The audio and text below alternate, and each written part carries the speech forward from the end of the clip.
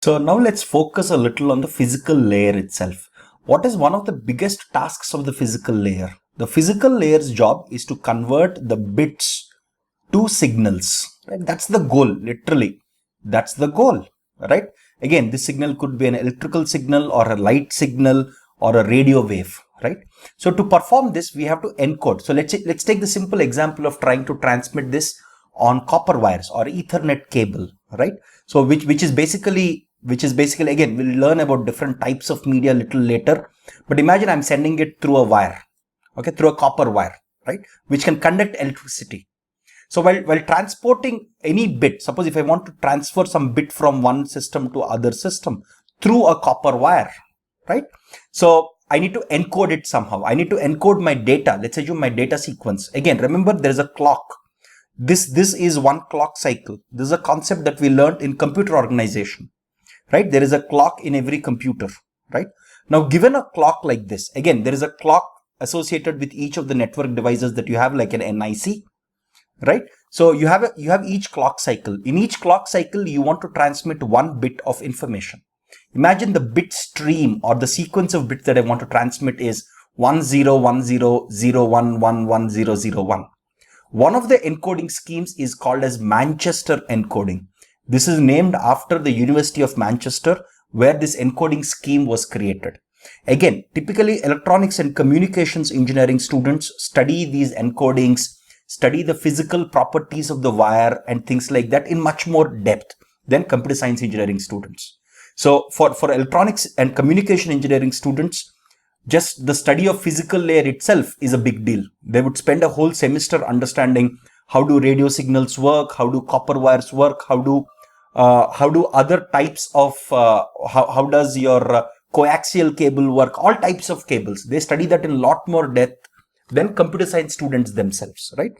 So the computer science students don't go too deep into the electronics part of it, right? So let's assume I have a clock and let's assume I'm transmitting my data. This is the data that I want to transmit. Within Manchester, there are broadly two types of encodings. One is called the Manchester encoding. The second is called the differential Manchester encoding. Again, there are pros and cons with Manchester and differential Manchester encoding, which is beyond the scope of this course. But this is something that electronics and communications engineers study in lots of depth.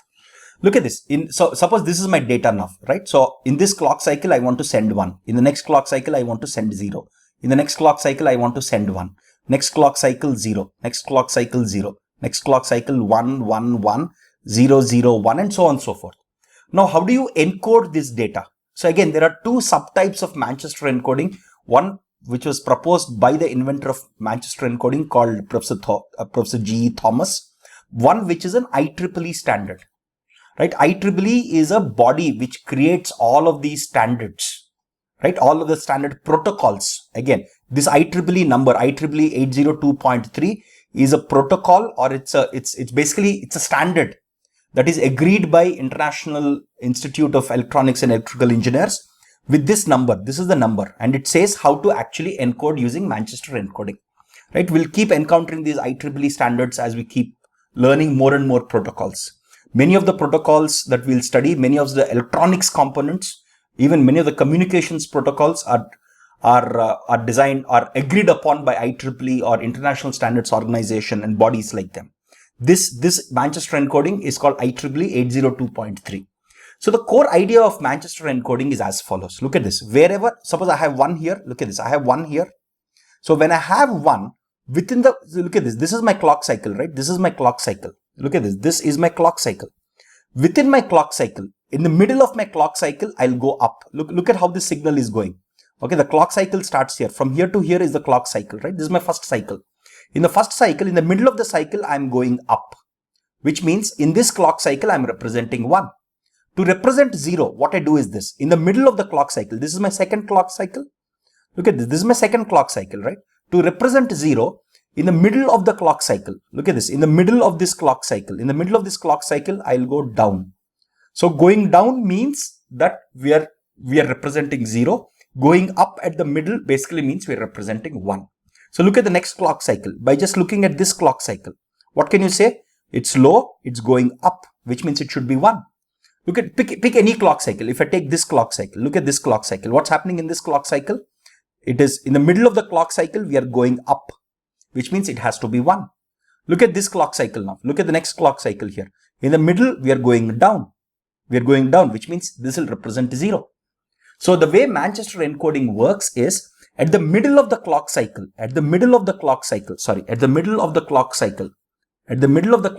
if I'm going up, it represents binary 1.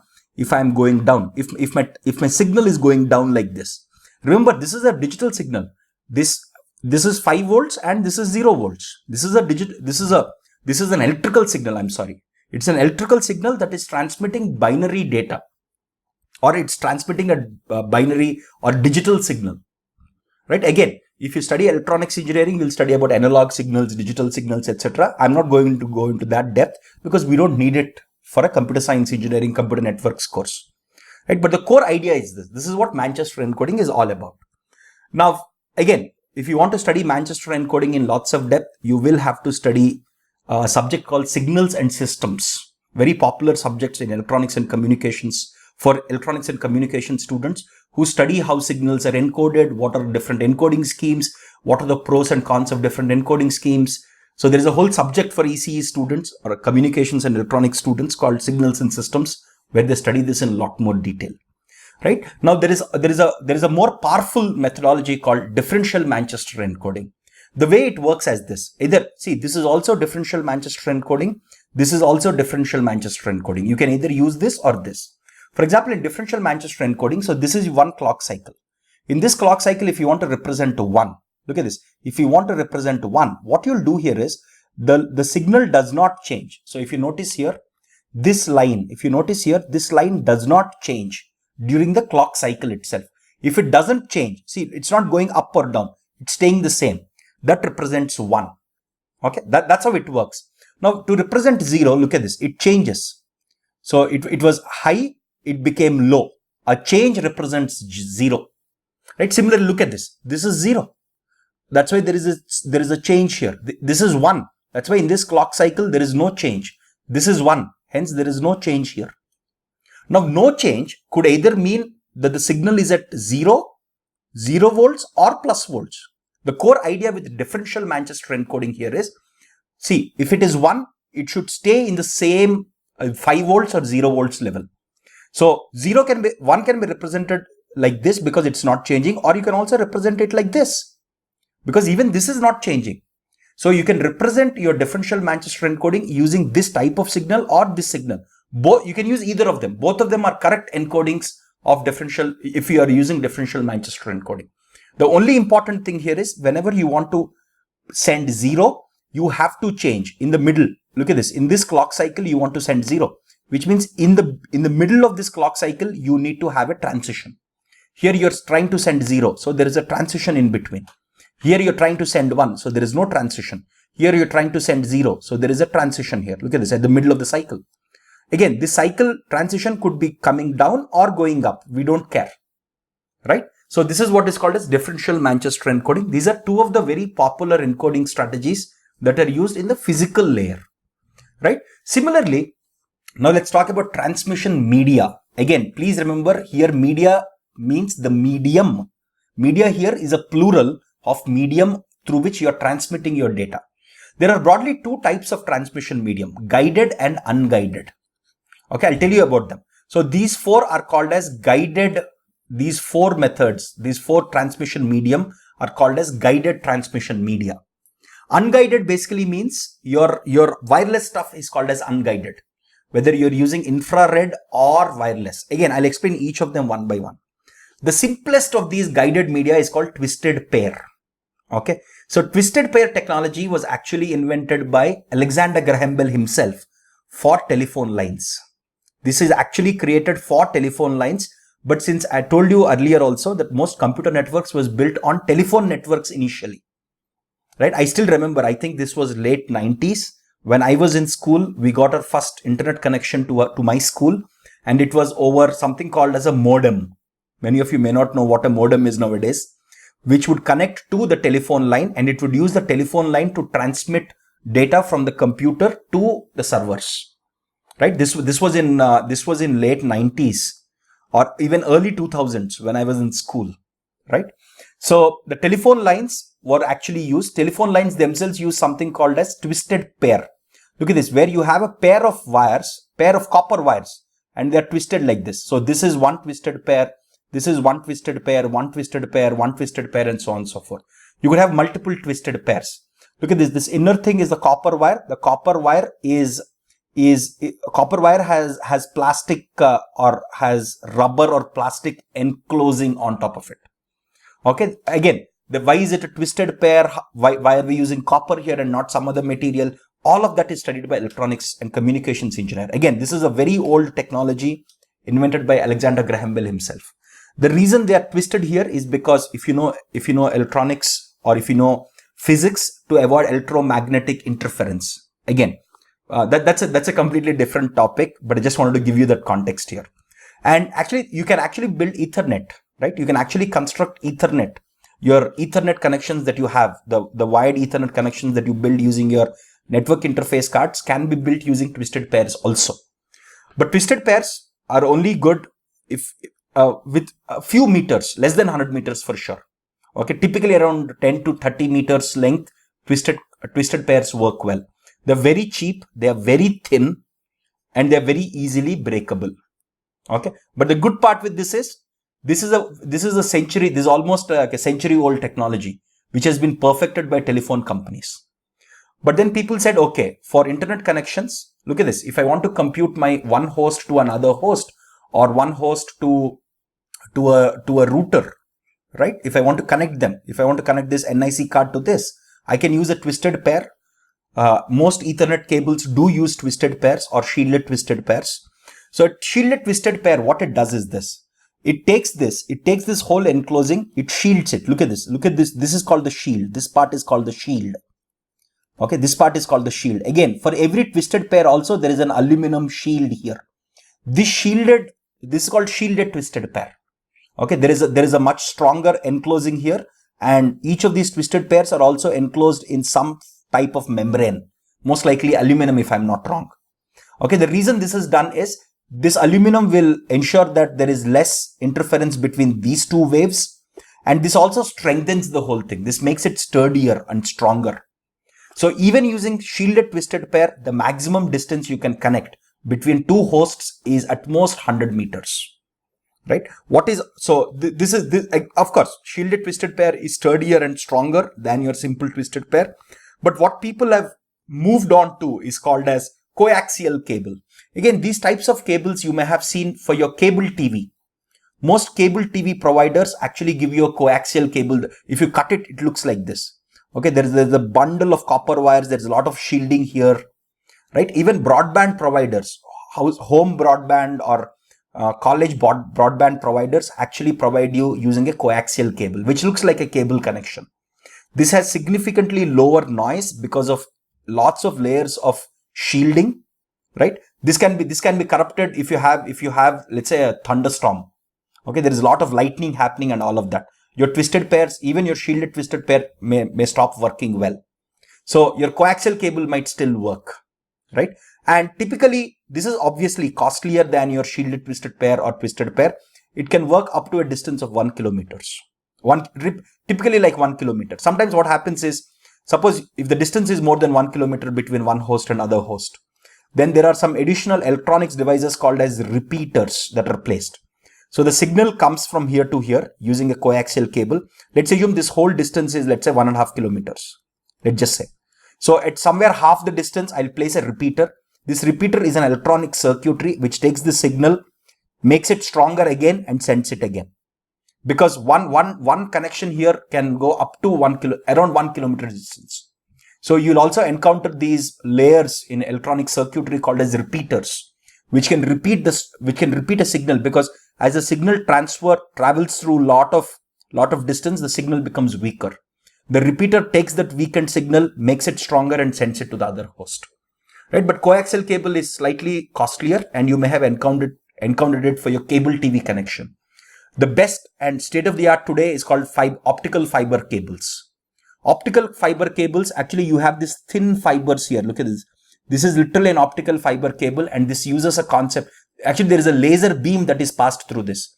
And the laser beam is passed through this to the concept of total internal reflection. If you recall, this is a concept that you learned in optics in your 11th and 12th class, right? So it actually uses a very interesting concept where it sends a light beam literally. It's called optical fiber because you're sending optical signals through a very thin fiber here. This can provide phenomenal bandwidth. It can provide up to 1 gigabytes per second bandwidth for you. There is no electromagnetic interference, no issues like that because this is all light. It's certainly costly. We can go fairly long distances, typically like up to 10 kilometers. We can easily go using optical fiber connections, right? This is what is used extensively today. Like you might hear that your telephone company laid some optical fiber cable to provide you better bandwidth and things like that. Actually, interestingly, most telephone audio calls today actually go on. See, earlier, remember, computer networks use telephone lines to transmit data. Today, telephone companies use something called as VoLTE, voice over LTE, right? Or voice over 4G signal. So they use the radio signals of 4G networks to transmit the voice over it, because the voice, so you may have seen on your 4G devices, right? An option called, on your Android phones, you might have seen this option called VoLTE, okay, which stands for voice over LTE or voice over 4G. LTE is an other name given to 4G with some small variations, right? So what's happening now is, because so now everything has got inverted. Now we are sending, earlier we used to use the telephone lines to send data. Now we are using data, your 4G radio signals, right? Your 4G radio signals to send voice calls because they're much more clearer and it's much more cost effective, right? So optical fiber is a phenomenal technology used extensively today. Now all these are called guided media because whatever signal is going, it is going through a physical medium like this, or in other words, it's going through a wire of sorts. In this case, there is a copper wire. In this case, there is a bunch of copper wires. In this case, there is a fiber through which light is passing through. The other thing is called as unguided media. The other option is called as unguided media. In unguided media, the two broad ones are infrared and wireless. Now you may understand, okay, infrared, again, you might have studied this in your 11th or 12th class physics, right? Infrared is a type of electromagnetic signal, and infrared is actually used by TV remotes, if you recall.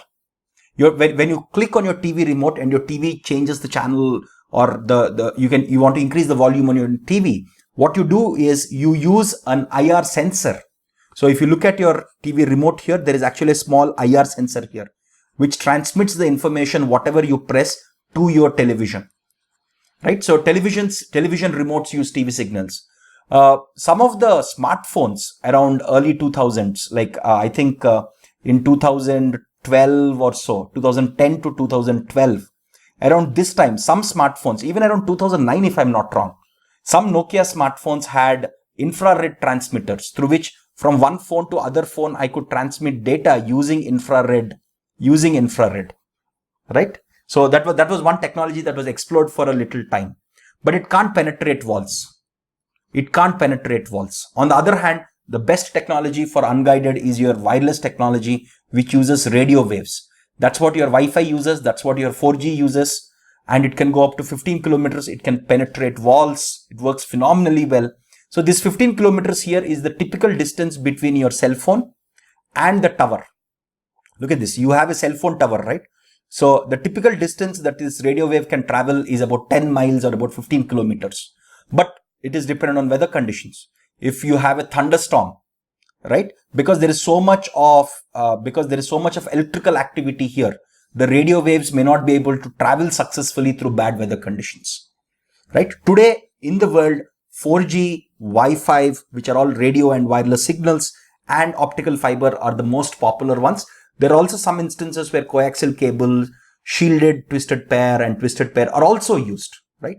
So this is all about your transmission medium through which your data is actually transmitted as part of your physical layer, right? So the next concept is called as transmission modes. Very simple concept. This is almost commonsensical. Imagine I have two hosts. There are broadly three types of transmission modes: simplex, half duplex, and full duplex. Imagine I have two hosts, and imagine I can send data only in one direction.